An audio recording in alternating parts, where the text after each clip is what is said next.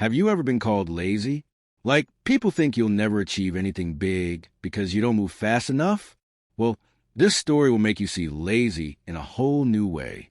Because sometimes the laziest people turn out to be the smartest, once life gives them a reason to rise. So stay with me till the end. This story might just surprise you. There was once a teenage boy named Ethan who lived in a small American town with his parents. He wasn't the hard-working type.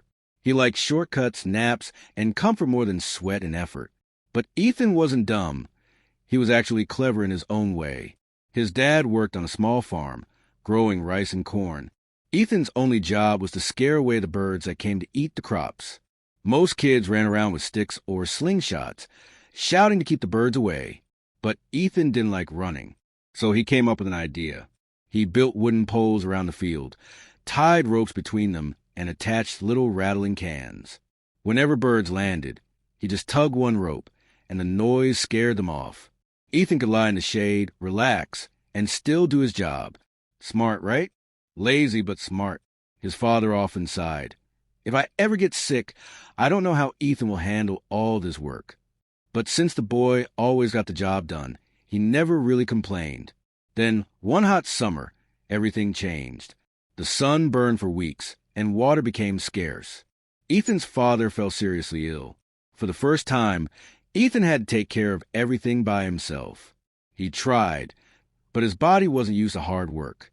He couldn't water the fields fast enough, and soon the crops began to dry and die. That night, Ethan sat outside under the stars, feeling useless. I should have tried harder, he whispered. Now everything's gone. The next morning, the town square buzzed with noise. A soldier stood on a stage and announced, "The king has declared a grand challenge. The winner will receive a chest full of gold." Ethan's eyes lit up. That gold could save his family. Without thinking twice, he joined the competition. People laughed. Ethan? Compete? The guy who gets tired tying his shoes. But for the first time, Ethan didn't care what people thought. He finally had a reason to prove himself. 3 days later, competitors from all over the kingdom stood by a massive lake. The rule was simple.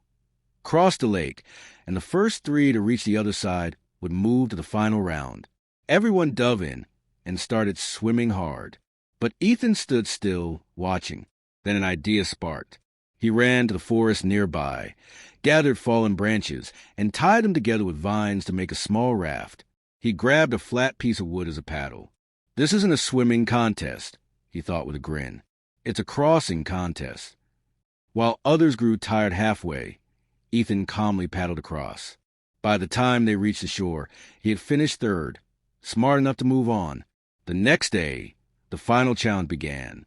Each contestant faced a massive wooden block. "Push your block 1 kilometer to the finish line," the soldier said. "You may pick only one tool to help you." The first man grabbed a rope and began pulling.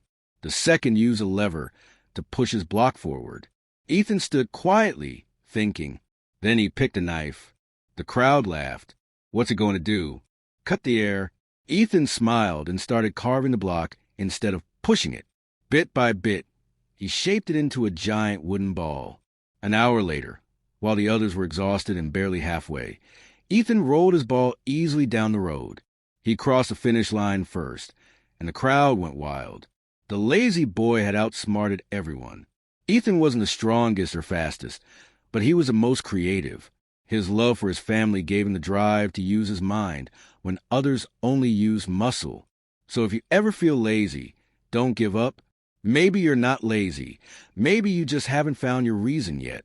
Because when your why is strong enough, you'll find a way. Thanks for watching. And remember, sometimes the smartest solutions come from the quietest minds.